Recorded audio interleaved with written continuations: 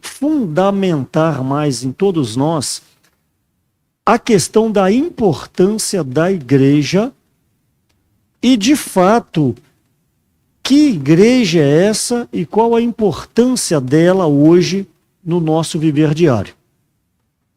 De uma maneira doutrinária, de uma maneira didática, você pode saber que a igreja não é uma catedral, a igreja não é um prédio, mas ainda na nossa prática diária ou na nossa experiência diária, é bem possível, é bem provável que a igreja ela seja uma catedral ou ela seja alguma coisa física, porque você em casa você talvez não lê a Bíblia, em casa talvez você não tenha um hábito de invocar o nome do Senhor, se a sua família, marido, esposa, filhos, reúnem em casa, vocês não medem as palavras para conversar um com o outro, fala de qualquer maneira, dá má resposta, briga, talvez não, mas talvez sim, xinga, não sei.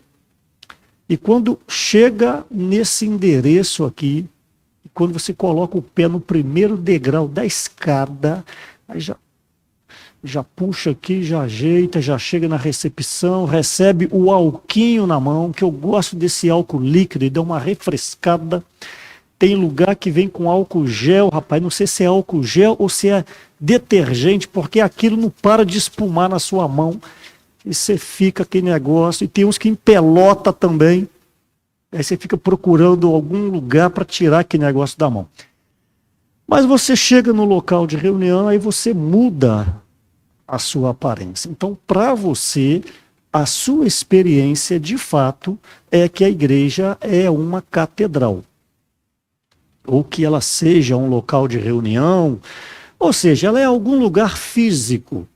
Por isso, então, que nós nessa noite, repito, tem irmãos aqui com várias décadas na vida da igreja, eu completo agora 30 anos vivendo a vida da igreja, 30 anos de batizado, 30 anos de casado, conheci a esposa, conheci o Senhor, batizei e casei, tudo na igreja. 30 anos estão fazendo agora. Então, talvez mesmo para mim, eu ainda preciso de um renovo, de uma visão, de um frescor, porque o versículo que nós acabamos de ler agora, para que pela igreja, a multiforme, me permita usar o termo, a totalidade, tudo que Deus é em Cristo Jesus, Ele quer que seja expresso na igreja. Eu não vou entrar hoje, provavelmente, sobre a questão do mistério da piedade, que vocês leram no Alimento Diário recente, que piedade é Deus manifestado na carne. Eu não vou entrar nessas questões hoje, mas Deus, ele deseja se revelar em Cristo por meio da igreja. E isso se dá através de o Espírito, que é o segundo consolador, ou outro consolador, melhor dizendo, referido ali em João capítulo 14 e também em João capítulo 16. Então a igreja, ela é e será sempre o desejo do coração de Deus. Mas eu queria lembrar-vos que a igreja, ela tem um período, um prazo de validade. Eu não sei se vocês sabiam disso. A igreja, ela tem um prazo de validade. É um prazozinho curto, 3.000 anos. A validade da igreja é de 3.000 anos. Talvez você nunca ouviu essa frase. Prazo de validade, sim. Porque a igreja, nós vamos ver durante essa mensagem, ela iniciou ali através da morte de Jesus. Ali a igreja, ela foi gerada. Então já tem 2.000 anos, estou arredondando a conta, que Jesus veio. E depois tem um período do milênio.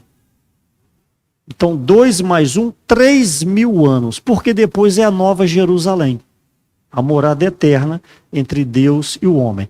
Então a igreja, ela tem um prazo de validade de uma maneira prática, não de uma maneira essencial. A essência sempre vai existir, porque a essência da igreja é o Espírito. Estou falando toda a logística, todo o trâmite, toda a administração, isso vai passar, vai permanecer apenas a morada de Deus, que é a Nova Jerusalém. Então essa igreja, ela é o desejo de Deus, ela precisa ser hoje edificada, porque o próprio Senhor promete isso em Mateus 16, eu edificarei a minha igreja. Então isso aí está relatado em Mateus 16, 18. Para você jovem que está aqui, adolescente, a primeira vez que aparece a palavra igreja na Bíblia é Mateus 16, versículo 18. É a primeira vez que aparece a palavra igreja. E depois, então, em todo o livro de Atos dos Apóstolos, várias e várias vezes a palavra igreja, igreja, igreja. Aí entra nas epístolas de Paulo e encerra em Apocalipse. Então, essa igreja, ela é o desejo do coração de Deus. Por quê? Porque Deus prometeu dar para nós o reino. E o que é este reino? Este reino é o resultado do viver da igreja. Então, se eu perguntar quem deseja entrar no reino de Deus e dos céus, todo mundo vai levantar as mãos. Só que eu quero dizer que o único caminho para chegar no reino chama-se igreja. É como se você estivesse numa ilha. Você sabe que Vitória, no Espírito Santo, é uma ilha, e para efeito de conhecimento, há 3 capitais no Brasil que são ilhas: Vitória, Florianópolis e São Luís. Viu como que igreja também é cultura? Você vem para a igreja, você aprende as coisas também. Entendeu? Então, Vitória, Florianópolis e São Luís, no Maranhão. 3 capitais no Brasil que são ilhas. Então, se você está numa ilha e você deseja ir para o continente, tem que ser via uma ponte. Levando em conta que você não saiba nadar, entendeu? Tem que ter uma ponte que te liga. Essa ponte, para te levar ao reino, se chama igreja. Então, eu gostaria que, de uma maneira bem simples, você recebesse isso nessa noite, jogando por terra todo o resquício que igreja é uma catedral. Ainda fala, vai na igreja hoje. Quando eu escuto esses vocabulários, eu falei, essa irmã ainda está na maneira velha. Ninguém pode ir na igreja. Na verdade, você entra na igreja uma única vez e nunca mais sai dela. Porque a igreja é uma esfera. A igreja é um ambiente. A igreja é um lugar que, pela fé, você entra e nunca mais sai dela. Por isso que a igreja é o nosso lar. Por isso que uma vez que você se batiza, quero jogar o holofote essa noite, a importância do batismo. Não fica aí dando bobeira, vivendo nessa terra. Meu amigo, se você partir dessa terra sem batizado, lamento te dizer, você está no sal. É ser atormentado para o resto da sua vida. Apocalipse 21, 8. Apocalipse 20, 10. Eu costumo falar, o que você perde em ser batizado? Nada. O que você perde em ser batizado? Nada. Então, por isso que nós temos que pregar o evangelho. Ide por todas as nações, pregando o evangelho, fazendo discípulos, tal, e batizando. Aí Marcos 16, me ajudem aí. Quem crer, só até aí. Então, quem crer e for batizado. Mas para ser batizado, parece ter um negócio que segura a pessoa. Você teve essa experiência? Por isso que eu estou te perguntando, que eu sei da experiência que você teve. Você quer, mas tem um negócio que te segura. Por quê? Porque Satanás não quer perder alguém do seu império das trevas. Colossenses capítulo 1, 13. Ele, pois, vos libertou do império das trevas e vos transportou para o reino do Filho do seu amor. Jesus é o Senhor. Satanás vai deixar de graça? Quer um exemplo disso? Ali no Egito, uma mão de obra barata. Hoje eles falam que a China tem mão de obra barata, que não paga quase nada o pessoal lá, por isso que o produto é mais barato. Mas Faraó estava com 2 milhões de mão de obra barata. Cerca de 600 mil homens, pessoas adultas. Aí Moisés, depois de 10 pragas, aí Faraó libera. Aí quando o Faraó libera, cai a ficha dele, falou: o quê? Eu abri mão da minha mão de obra barata, ou mão de obra gratuita, vou atrás. Mas aí o povo de Deus já tinha passado pelo Mar Vermelho, e quando o Faraó foi atrás, o que aconteceu? O mar se fechou e morreram todos afogados. Passaram por onde mesmo? Mar Vermelho. 1 Coríntios 10, fostes todos batizados na nuvem, como no mar. Então aquela passagem pelo Mar Vermelho, em tipologia, foi o batismo. Está escrito em 1 Coríntios 10. Então, viu só, a única coisa que te livra do império das trevas, o que é? O batismo. Sou eu que estou falando ou está escrito? Está escrito.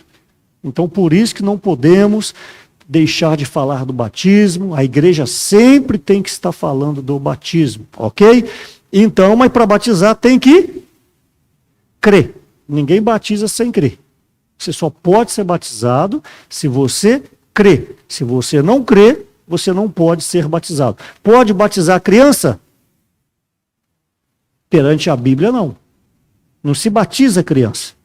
Criança não crê em nada. Bebezinho não sabe de nada.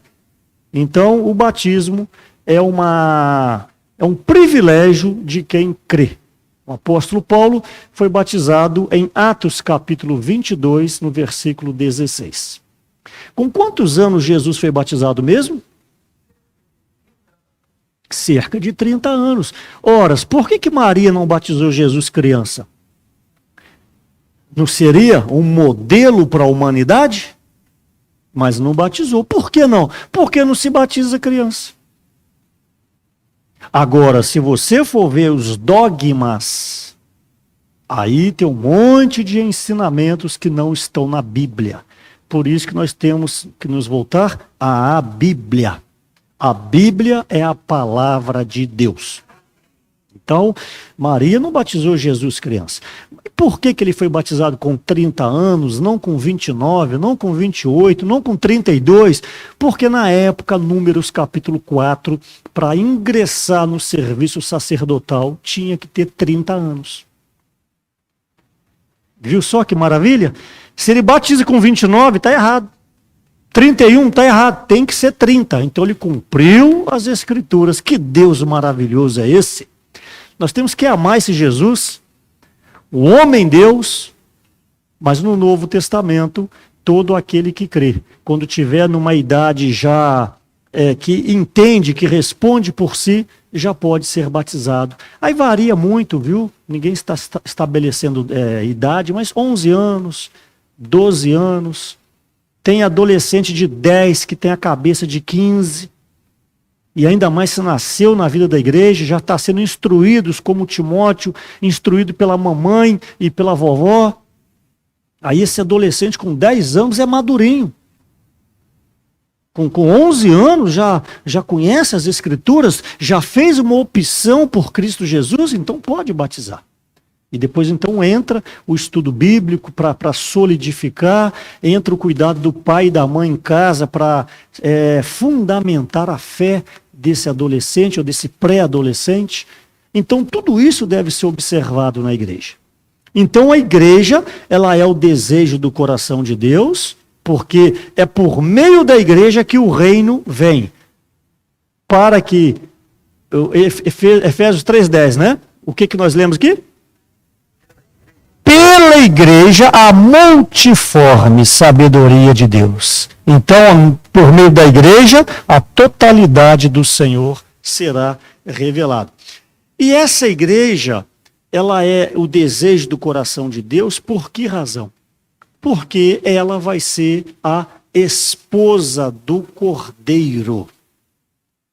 Hoje ela é noiva e ela vai ser a esposa. Então, o Senhor, por meio do Espírito, ama a igreja, de acordo com Efésios capítulo 5. Todo mundo fala que está falando do casamento. Maridos, amai as vossas mulheres, tal. Sim, tem ali uma pitada do casamento.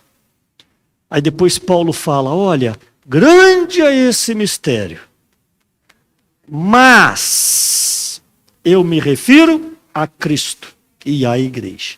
Então mostra ali que o desejo de Cristo é o casamento universal com essa igreja. Você está entendendo agora a importância da igreja?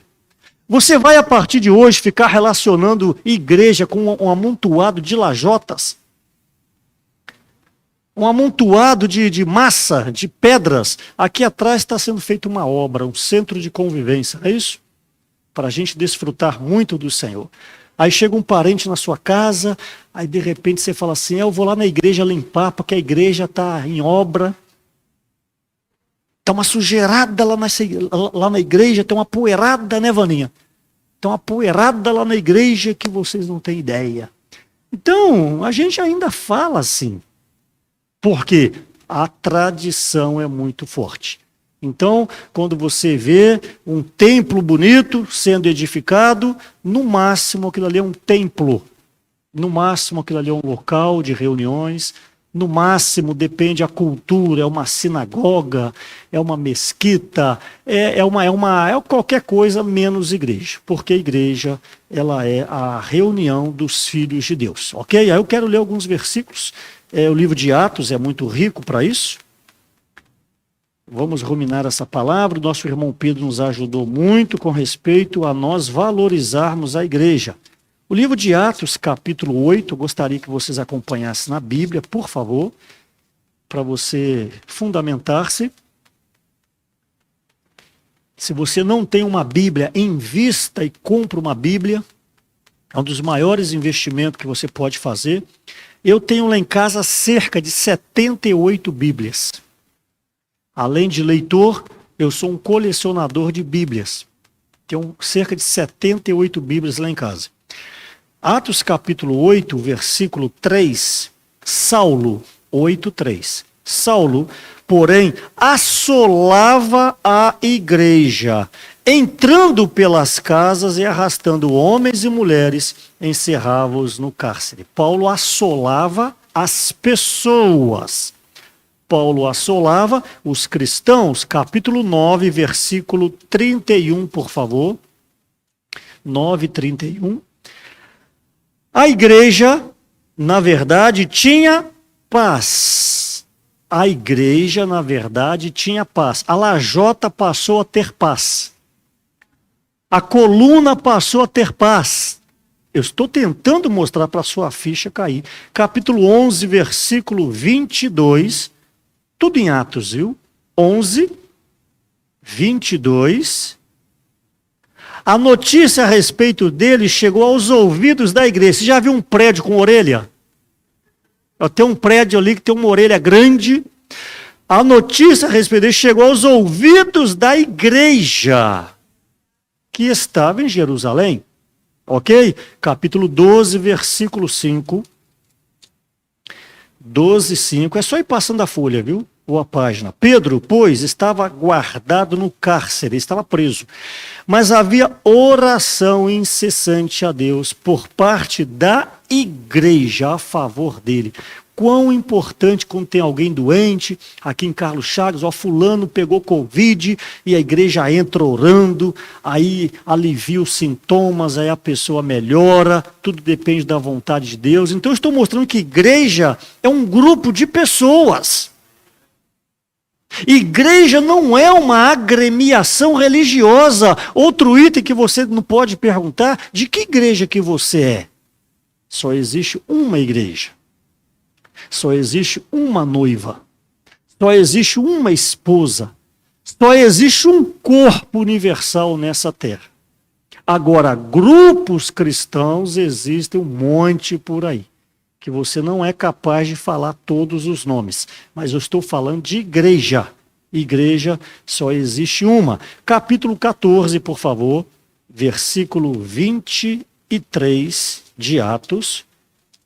14, 23, diz o seguinte: e promovendo-lhes em cada igreja a eleição de presbíteros. Só até aí. Então, o que tem na igreja?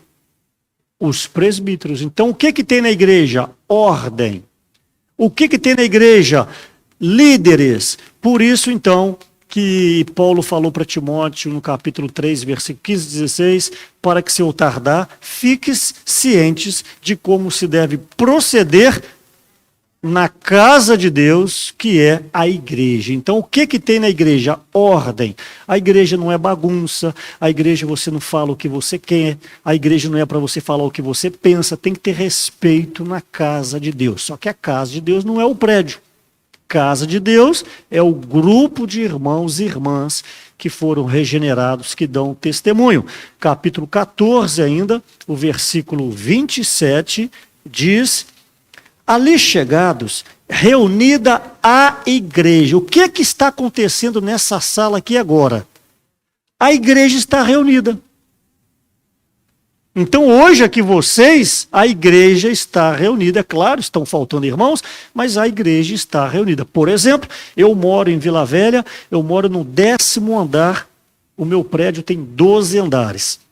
E teve essa semana agora, inclusive na quarta-feira, assembleia para trocar o síndico, ou ele se reeleger. Eu não participei por duas coisas. Primeiro, estava aqui em Valadares. Segundo, que eu nunca participei. Só por isso, ok? Nunca participei de uma assembleia, que é um negócio que te dá enjoo, é você participar de assembleia de prédio. Aqui não é muito comum ter isso aqui, mas quem já participou de assembleia de condomínio, todo mundo quer falar, uma bagunça dada, vai embora, não decide nada, vizinho reclamando. Olha, é uma bagunça o tal da assembleia. Mas aqui no versículo 27, reunida a igreja. O que eu quero dizer é o seguinte: assembleia para definir o síndico. O meu prédio tem 72 moradores, 72 apartamentos. Se forem 10 representantes, são 72. Se forem 10, pode ter assembleia ou não? Pode. Claro que tudo depende do estatuto, mas pode. Aqueles 10 vão responder pelos 72. Não sei se vocês me entendem. Tipo, aumentou o condomínio de R$500 para R$1.000. Um exemplo. Foi definido em assembleia R$1.000. Os outros 62 não podem falar nada, porque eles não estavam presentes. Então, em uma reunião, se tiver 10, se tiver 15, se tiver 3, a igreja está reunida, onde tiver 2 ou 3. Então, por um lado, a gente quer que esteja com bastante irmãos, como hoje, mas o dia que tiver 10, o dia que tiver 15, a presença do Espírito Santo é a mesma. Que você então aproveite para desfrutar do Senhor. Finalizando Romanos agora, o próximo livro, capítulo 16, versículo 5. Último capítulo de Romanos 16, versículo 5. Depois de Atos, Romanos 16, versículo 5, diz o seguinte: saudai, igualmente, a igreja que se reúne na casa deles. Só até aí. Olha que versículo maravilhoso. Por exemplo, 1997. Eu mudei-me para Conceição do Castelo, 1997. E eu já conheci a igreja em 1991 para 92 em Cachoeira Itapemirim. E eu fui a trabalho para Conceição do Castelo, e era eu e minha esposa, e a minha filha de 2 anos. O que eu vou fazer? Eu e a minha esposa reunimos com uma igreja em Conceição do Castelo, onde? Na minha casa. Você não vai alugar um local desse tamanho para 2 pessoas. Eu e minha esposa reunimos como igreja. Aí nós fomos pregando o evangelho, aí ganhamos uma irmã, ganhamos outra. Teve um período que tinham 13 irmãs. Eu era o bendito fruto entre as mulheres. Eu e mais 13 irmãs. Aí depois veio o irmão, o Luiz, reúne até hoje. Aí veio um jovem chamado Giliardi. Depois foram ganhando famílias. Eu voltei para Cachoeiro no ano 2000. Tinha deixado para lá 17, quase 20 irmãos. E hoje a igreja tem quase 50 irmãos. Então, a igreja que se reúne na casa deles. Então, quem é a igreja? Aqueles que professam o nome do Senhor, que entende que igreja é um grupo de pessoas. Não importa se tem 2 ou 3. Carlos Chagas, por exemplo, há muitos anos atrás, começou com quem, Flávio? Quantas pessoas? 5 pessoas. E reunia onde? Então pronto. Então a igreja reunia na casa do seu Odidor. Dido. Tá bom, Dido. Hoje, onde que está a igreja em Carlos Chagas? Aqui. Vocês estão entendendo, gente? Aí se o Senhor abençoa muito mais com respeito a número, porque número não é sinônimo de bênção. Número não é sinônimo de bênção, ok? Não pense que a igreja é fraquinha, só tem 30. Não. Senão você vai ter que ir para um monte de lugar aí, no campo de futebol, tá cheio de gente, não tem bênção lá. Mas, se o senhor quer abençoar também a questão de número, e dão para vocês aqui, dá para vocês 1000 irmãos, vocês podem ficar aqui? Não, não cabe mais. Então, igreja, não importa onde ela congrega, ela é a igreja. Então, coloca na sua cabeça, quem é você? Você é a igreja do Senhor. E o que é a igreja do Senhor? A casa de Deus. Quem é você? A casa de Deus. Então, se Deus, você é a casa, o que tem de melhor na sua casa? Por exemplo, eu já tive a oportunidade de viajar por 25 países. E eu já fiquei em muitos hotéis que eu nem acreditava que existia, como aquele do Mar Morto lá em Israel. Aquilo lá, nem cena de filme existe aquilo lá. A sua mente não consegue imaginar tanto luxo, o negócio é mais. Um ser humano não consegue usufruir daquilo lá. Só que é a demanda humana. Aí você fica lá um dia, ficamos o quê? 6 dias lá? Nem sei. 1 dia, 2, 3, 4, maravilha. 5º, Jesus Senhor. 6º, rapaz, sabe o que você quer? Você quer, com todo respeito, por favor, viu? Você quer o seu barraco na Vila Mariana, número 73, que aquele colchão de tão antigo que ele tem o formato do seu corpo, meu amigo. Você quer a sua cama, você quer o travesseiro, você quer aquela coxa rasgada sua, mas você não abre mão dela. Ou eu estou falando demais aqui? Não, desse jeitinho. Então Deus, ele quer se sentir confortável na casa dele. E você é a casa dele. Não subestime, você é a casa de Deus. E Deus quer se ajeitar em você. Deus quer tocar no seu espírito. Deus quer entrar em você. A palavra diz que Deus está sentado nos céus. E a terra é o estrado dos seus pés. Olha o tamanho de Deus. Ali em 1 Reis, capítulo 8, se não me falha a memória, versículo 57, fala assim que Deus não coube nos céus e nem no terceiro céus. Quanto mais essa casa que está sendo feita para mim aí, que era o templo. Deus não cabe, não coube nem no universo. Olha o tamanho de Deus. O universo foi feito por uma palavra. Haja e ouve. Deus deu uma ordem, o negócio apareceu aí. Mas eu quero dizer, tem um lugar que ele cabe confortavelmente. E ele relaxa. Esse lugar é o espírito humano que está dentro de você. Você vê isso em Eclesiastes capítulo 3, versículo 11. Você vê ali a formação do homem. Mostra ali que o homem não foi feito de qualquer maneira. Né, Joselito? Foi falado isso na quinta passada. Foi a única criação de Deus que Deus fez o quê?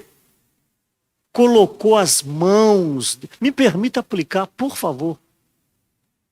Deus pegou ali a poeira ali, e a água, e sujou a mão toda e moldou o homem. Para fazer o pé de árvore, a floresta, não importa, para fazer aí o sol, a luz, falou, haja. E apareceu. Agora, para fazer o Valfrido, rapaz, você foi moldado. Você foi ali preparado, porque o Senhor falou assim, essa é a minha noiva. Por um lado, Apocalipse 19, a noiva a si mesmo se atavia, mas tem o dedo de Deus. Essa noiva se atavia, exercitando o Espírito. Então, por favor, se valorize. Não deixa Satanás falar assim na sua mente, não, você não vai no local não, ninguém nem vão sentir a sua falta. Aí você fica somatizando aquilo ali, e Satanás é especialista. Você jovem, não vai não, ninguém nem vai lembrar de você não. Ó, não vai hoje não. Por exemplo, eu já falei para vocês que eu não gosto de fazer exercício. Mas tem 3 anos que eu estou na academia. Quando eu estou em casa eu faço. Mas eu não gosto, eu tenho bronca. Quantos por cento de 0 a 10? 0. E tem dia que eu acordo assim, eu falo assim, só hoje, eu falo para mim mesmo, só hoje, amanhã você vai. Aí daqui a pouco eu reajo e levanto e vou. Quando eu vejo, eu estou lá levantando os negócios lá, entendeu? Esse negócio de só hoje. Amanhã vai falar, mas só hoje. Então é igual às reuniões da igreja, igual às reuniões da igreja. Vai hoje não, você já foi ontem. Quando você está diante de um banquete, você fala assim, não vou almoçar não, que eu já almocei ontem. É bem verdade, né, Clidenor? Que hoje a gente estava mais ou menos assim. Vocês nos recebem muito bem, gente. O Clidenor já está assustado. Falar em visitar, ele está assustado. Por quê? Tomamos um café na casa do Davizão que dispensa palavras. Era 7 da manhã, até 8, 8h15, e a gente sentado na mesa faz o quê? Né? Aí acabamos de comer, vamos para o Tatá e a Marilene. Quando a gente ia daqui ali, né? Chega lá e abre aquela mesa. Ô Senhor Jesus. Ô Senhor Jesus. Vamos lá. Aí comemos ali, e tinha todas as iguarias, e o Clidenor já começou a... Aí acabou ali, nós vamos para o Valfrido almoçar. Ó Senhor Jesus. Chega lá, tem um carneiro, tem maionese de abacate e tem lagarto. Aí almoçamos. Até esqueci para onde nós fomos depois. Hã? Aí, quando falou, vamos mais uma visita, ele já queria correr. Ele falou, não aguento mais de tanto comer. Aí chegamos na Vanusa, tivemos como ela está aqui? Está lá. Aí tivemos comunhão. Aí então vamos embora. Aí o Clidenor já estava lá na rua, tipo assim, graças a Deus, nada para comer, graças a Deus. Falei, não, Clidenor, já chamou para a cozinha. E vão para a cozinha, e um queijinho, e suco. Aí eu falei, o Clidenor gosta de queijo. Aí ela pegou uma peça de queijo na geladeira. Agora você tem que cortar e tem que comer. Aí saímos de lá para a Vaninha. Aí nada, falei, beleza, graças a Deus. Falou, vamos tomar um café. Eu falei, não, minha irmã, que nós vamos lá para a casa do casal aqui. Não mexe com isso não, minha irmã. Aí chega lá também, reunida lá a igreja, e vamos embora, a irmã chama para a cozinha. Ó Senhor Jesus, vocês nos recebem muito bem, irmãos. Mas o que eu quero dizer, tudo isso, essa é a igreja de Deus. É a nossa casa. É a nossa família. Então este homem foi criado de uma maneira especial. Se valoriza em nome de Jesus. Viu, Vaninha? Viu, irmã A, irmã B? Davizão, Fábio, Fabiana? Se valorizem. Nesta cidade vocês são a igreja de Deus. Levante a sua cabeça, invoca o nome do Senhor. Eu sou a igreja de Deus. quando Satanás vier te diminuir você, você expulsa as trevas pela autoridade do poder da palavra de Deus. Então, o homem, ele foi criado para ser a noiva.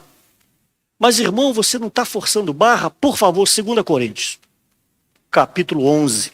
Eu quero que você saia daqui hoje impactado que a igreja não é um amontoado de lajotas. Por favor. 2 Coríntios, capítulo 11, diz o seguinte. 2 Coríntios 11, versículo 2, diz o seguinte: porque zelo por vós com o zelo de Deus, visto que vos tenho preparado para vos apresentar como virgem pura a um só esposo, que é Cristo.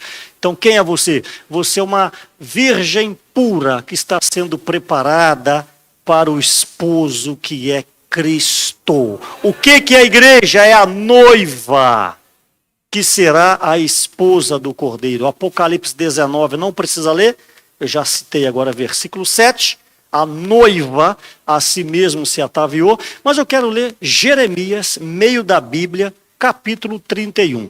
Jeremias, depois de Isaías, meio da Bíblia, capítulo 31. Ó Senhor Jesus. Jeremias 31, versículo 32. Jeremias 31, versículo 32. Não conforme a aliança que fiz com seus pais, no dia em que os tomei pela mão, para os tirar da terra do Egito, 31, 32. Porquanto eles anularam a minha aliança, falando do povo de Israel, não obstante eu os haver desposado. Olha aqui, diz o Senhor. Então, com respeito ao povo de Israel, era o mesmo princípio. Deus queria desposar, Deus desposou para que acontecesse o casamento universal quando a vinda de Jesus por meio do Senhor. Então, o povo de Israel hoje, ele representa a igreja.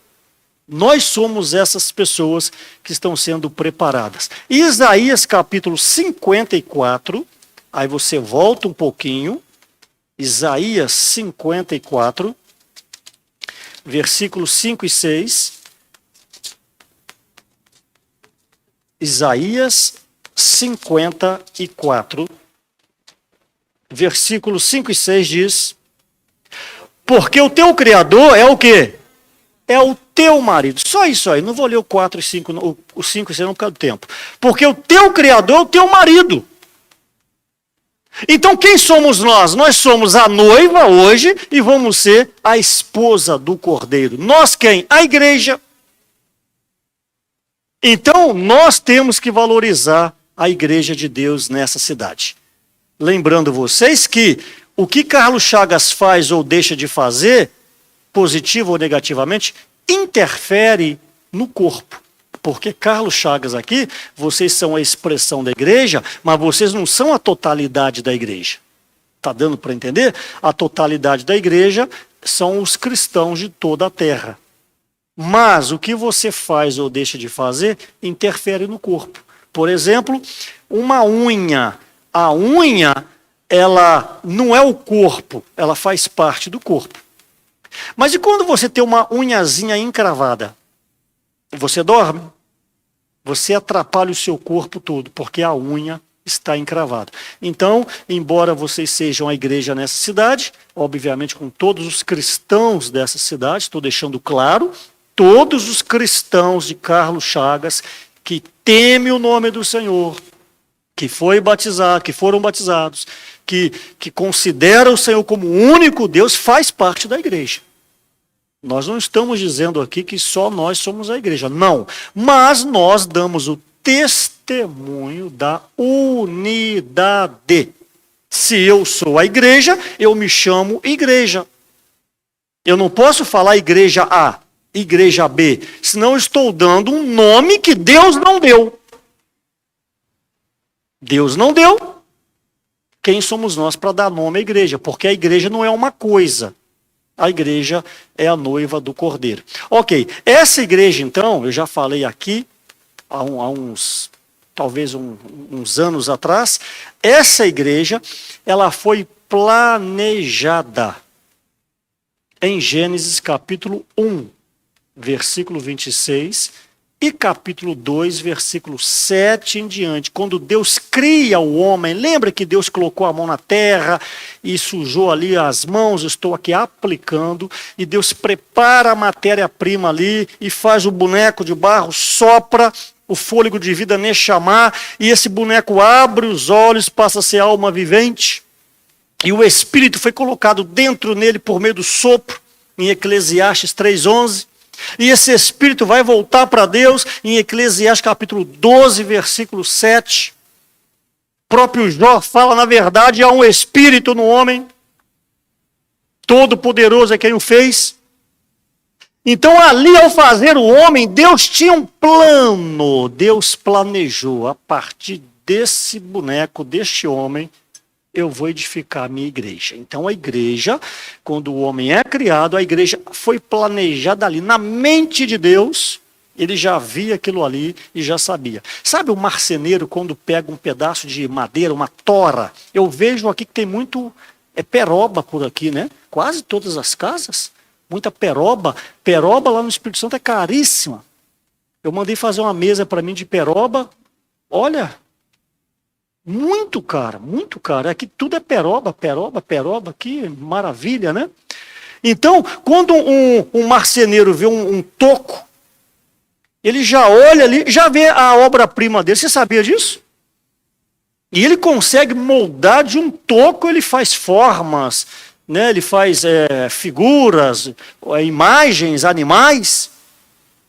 Deus, quando viu o boneco, ele já enxergava a igreja. Então, por isso que eu digo que a igreja foi planejada, ó, na cuca de Deus aqui, ó, na mente de Deus, foi planejada em Gênesis. Só que essa igreja só foi anunciada mais ou menos 4.000 anos depois. Ela foi anunciada por Jesus em Mateus 16, 18. Tu és Pedro, e sobre essa pedra, rocha, edificarei a minha igreja. Então o Senhor agora anunciou o seguinte, gente, cheguei e agora eu vou edificar a igreja. Então ela foi anunciada ali em Mateus capítulo 16, no versículo 18 em diante. Só que ela foi gerada mesmo, ser anunciada é uma coisa, iniciar a construção é outra coisa. Às vezes você vai, antes de construir aqui, colocou uma placa ali, futuras instalações da igreja em Carlos Chagas. Ali ela foi o quê? Ela foi anunciada. Mas ela foi gerada em João 19, 34. Jesus pregado na cruz, aí vai lá o soldado e perfura a lateral, a costela e sai sangue e água. O sangue é para a redenção dos pecados, o perdão dos pecados. Por isso que o sangue é precioso. Por isso que nós reivindicamos o sangue de Cristo sobre nós. E a água para nos dar vida. Então, ali em João 19, a igreja foi gerada. Observa o avanço. Ela foi planejada, ela foi anunciada e agora ela foi gerada. E essa igreja foi manifestada, vivida, praticada a partir de Atos capítulo 2. Havia na igreja em Jerusalém, com a descida do Espírito Santo em Atos 2. Então, quando o Espírito Santo desce, ali gera um grupo de pessoas que agora são pessoas regeneradas com o Espírito de Deus dentro nela. Não são mais pessoas comuns. É a figura que o nosso amado irmão Pedro mostrou, o livro de Cantares, ou Cântico dos Cânticos. Lembra ali que o rei Salomão, ele começou a ter comunhão para o casamento com a sulamita, a camponesa. Tem até o hino que fala sobre isso. Lembram disso? Um rei foi ter comunhão com quem? Uma camponesa. Me permita aplicar, por favor. Foi ter comunhão com uma pessoa caipira. É a palavra que usou ontem também. Foi o Esdras que usou ontem. Caipira. Um rei foi ter comunhão com uma pessoa caipira. É o plebeu, né? A plebeia. Então, um rei foi em busca, se rebaixou e foi em busca de uma pessoa inferior num aspecto social. Semelhantemente, o nosso Senhor Deus se encarna em um homem, ele é o rei, e vem no campo que é essa terra buscar, qual é a palavra mesmo? Uma caipira. Quem somos nós? Um caipira. Nós somos caipiras. Eu estou falando de uma maneira figurativa, que eu preciso que vocês entendam. O Deus dos deuses vem a essa terra por causa de nós. Então você tem que se valorizar. Todos nós aqui na posição de mulher, todos nós aqui na posição de noiva, todos nós na posição de esposa. Não é fácil para o homem falar isso, mas é o que está escrito: Jesus é o Senhor. Entendeu? Então nós na posição aqui feminina, na posição de uma mulher, eu quero falar para mim e para vocês que um rei poderoso quis nos desposar.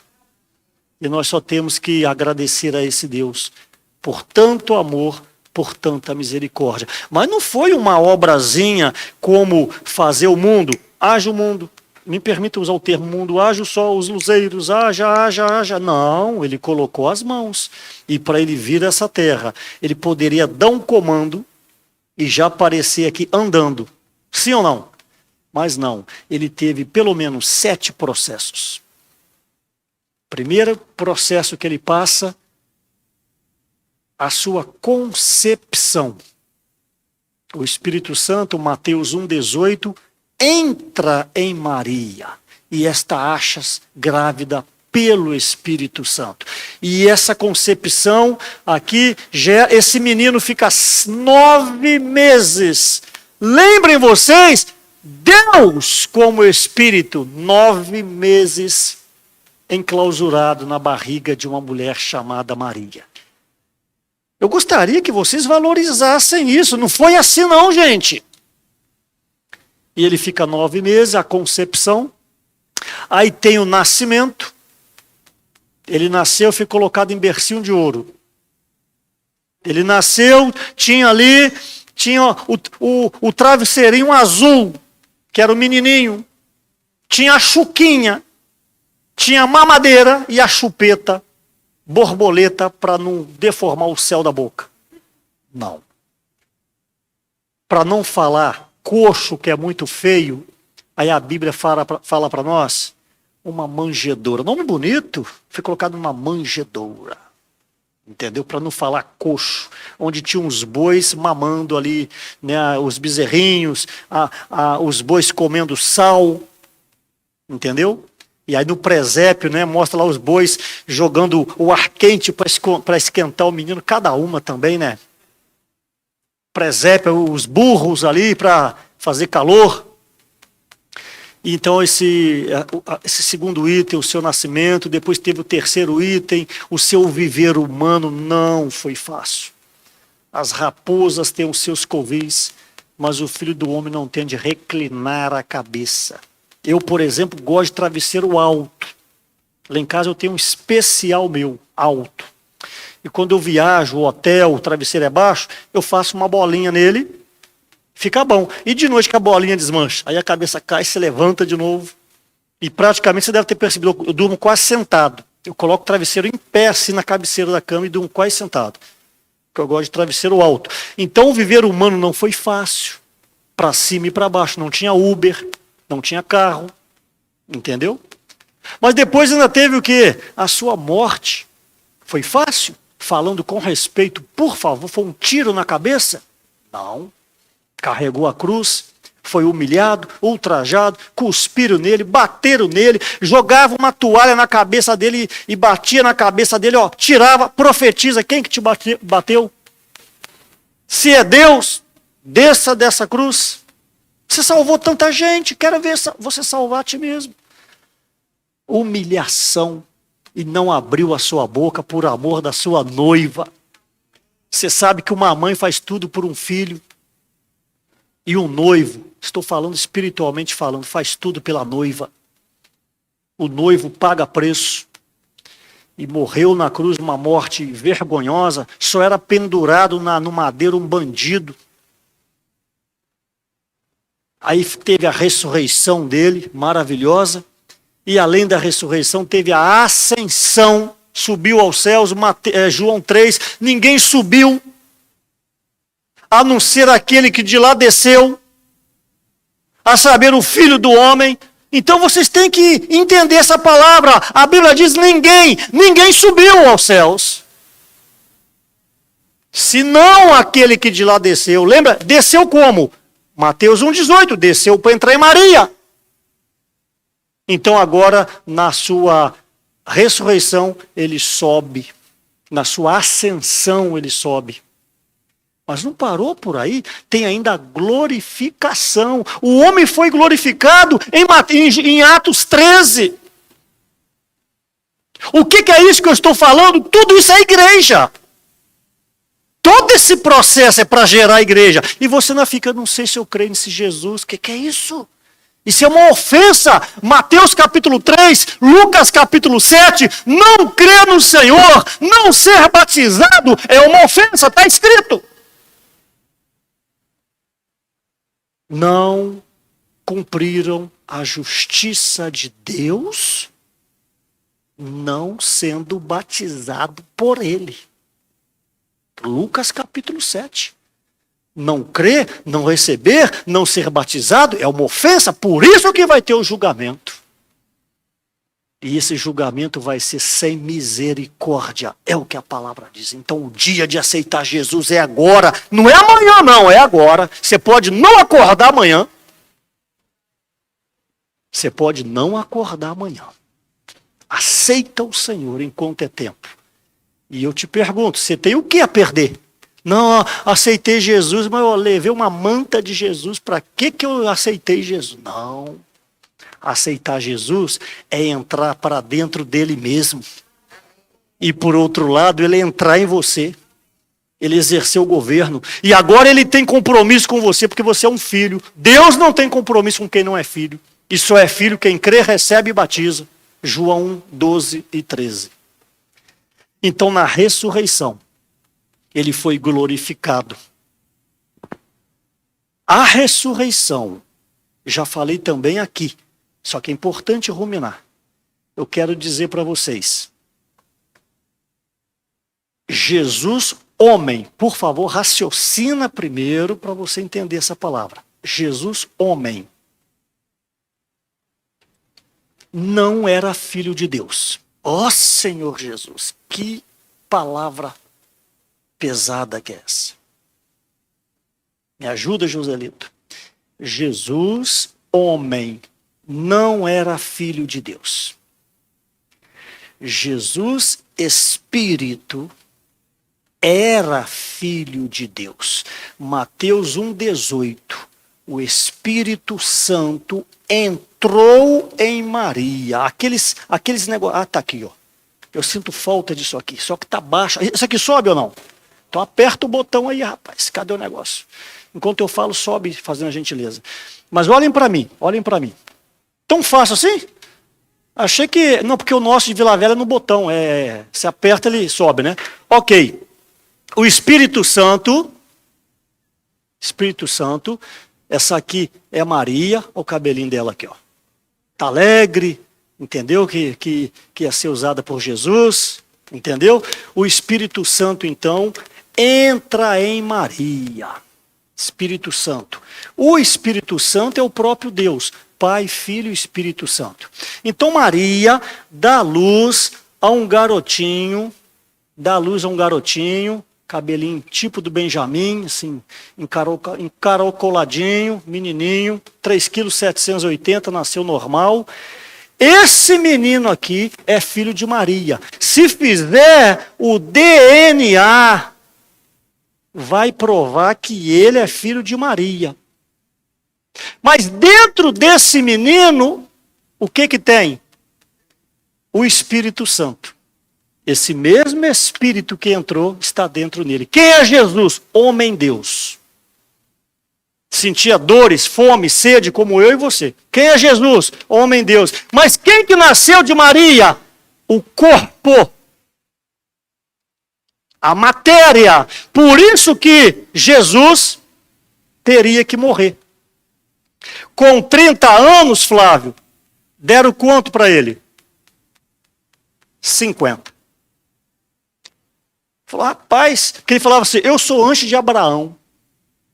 Antes de Abraão? Você não tem nem 50 anos. Ele tinha 30. Chegar para as irmãs, aí irmã, você já fez 40? A irmã tem 24. Olhar para a jovem aí, e aí Fabiana, você já fez 55? É uma ofensa. Porque Jesus, Isaías 53, é envelhecido. Por quê? Pressões, não comia direito, não bebia direito, caminhando descalço, jejuns e oração e caminhada na madrugada. Um homem desse tem aparência de velho. A parte humana de Jesus foi envelhecendo, porque a parte humana nasceu de Maria. Presta atenção para você não se equivocar. Mesmo envelhecendo, a corrupção não entrou nele. Não tinha pecado nele. Era um homem puro. Mas a parte humana é de Maria. Então, quando ele fala em João 17, 4 e 5, ele fala assim, Pai, é chegada a hora. Me glorifica, Pai, com aquela glória que eu tinha antes que houvesse mundo. Porque o que Jesus fez? Pai, Filho e Espírito Santo. O que o Filho fez? Despiu da glória, está entendendo? Despiu da glória e entrou em Maria. Agora em João 17, 4 e 5, que ele cumpriu a obra, ele teria que voltar para o Pai, ok? Ele fala, Pai, me glorifica com aquela glória que eu tinha. Aí é como se ele viesse pegar a glória dele e vestiu a glória dele e voltou a ser quem ele era, que é o Pai, o Filho e o Espírito Santo, o Deus triunfo. Isso também está em Romanos capítulo 1. Preste atenção. Romanos 1. Jesus, segundo a carne, é filho de quem? Davi. Quem é Davi? Um ancestral de Maria. Maria, descendente de Davi. Jesus é filho de Maria, descendente de Davi. Então, segundo a carne, Jesus é filho de Davi. Esse filho é que ele é descendente. Deu para entender? Romanos capítulo 1, segundo a carne, filho de Davi. Mas segundo o Espírito, filho de Deus. O Espírito é filho de Deus. A carne é filho de Davi. Romanos capítulo 1. Agora você vai entender por que Atos capítulo 13, versículo 33, preste atenção. Tu és meu filho. Eu hoje. O que é esse hoje? Me ajude, quem é hoje? A ressurreição. Que na ressurreição veio a voz, tu és, Deus falando, tu és meu filho, eu hoje. Mas hoje, Jesus já não era filho de Deus? Quem era filho de Deus? O Espírito. Já não era filho de Deus? Então, Atos 13. Tu és meu filho, eu hoje. O quê? O corpo de Jesus foi glorificado pela primeira vez em todo o universo. Um homem entrou na glória. Este homem, Estevão viu em Atos capítulo 7, versículo 59, sendo apedrejado, ele olhou e eis um homem em pé. Este homem é Jesus. Então, Jesus foi glorificado na parte humana. Agora você entende? Hebreus capítulo 10, versículo 20. Ele abriu um novo e vivo caminho. É para você ter intrepidez e entrar. Sabe quando cai um avião na mata amazônica, na selva amazônica, o que acontece quando o avião cai lá? Abre um rastro, um bandeirante. Quando cai um meteoro, ele sai fazendo aquele caminho. Então Jesus abriu este novo e vivo caminho. Tão somente requer que nós trilhemos esse caminho. E esse caminho vai dar para onde? Onde que esse caminho vai levar? Para a glória. Então, se você quer ser glorificado, de acordo com Romanos capítulo 8, você tem que trilhar os caminhos do Senhor. Mas para trilhar, você tem que nascer de novo.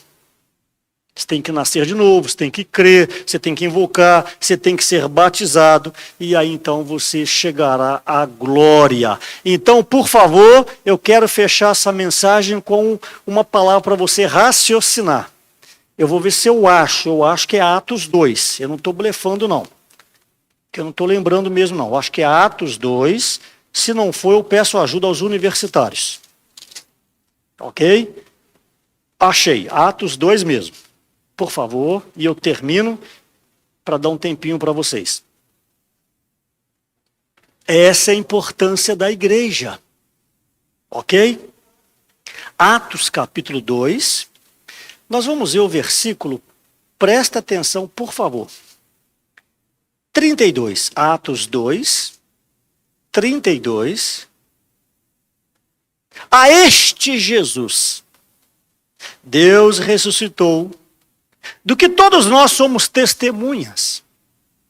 Exaltando, pois, a destra de Deus, tendo recebido do Pai a promessa do Espírito Santo, derramou isto que vedes e ouvis. Preste atenção agora. Por quê? Davi não subiu aos céus.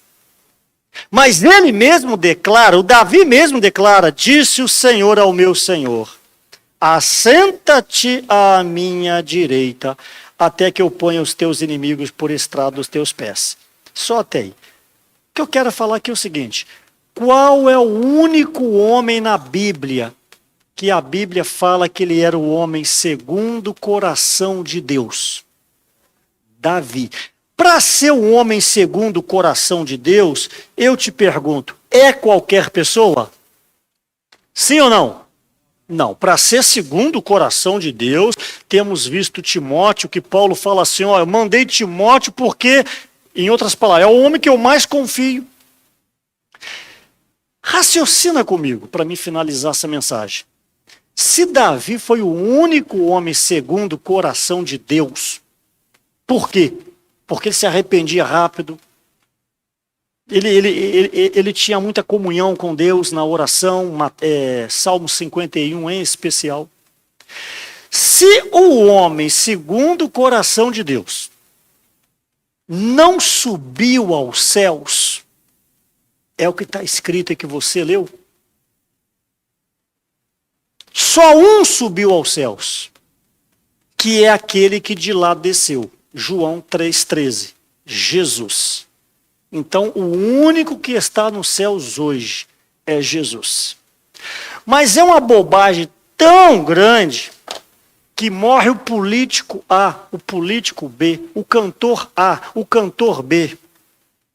Aí está lá na mídia, ele está com Deus. Está com Deus. O cara foi todo errado.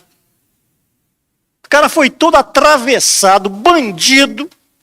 E para consolar o padre, o pastor, para agradar a família, para receber um tapinha nas costas, não se preocupa. Ele está com Deus. Eu só quero falar isso para vocês. Não tem ninguém com Deus nos céus. Só Jesus.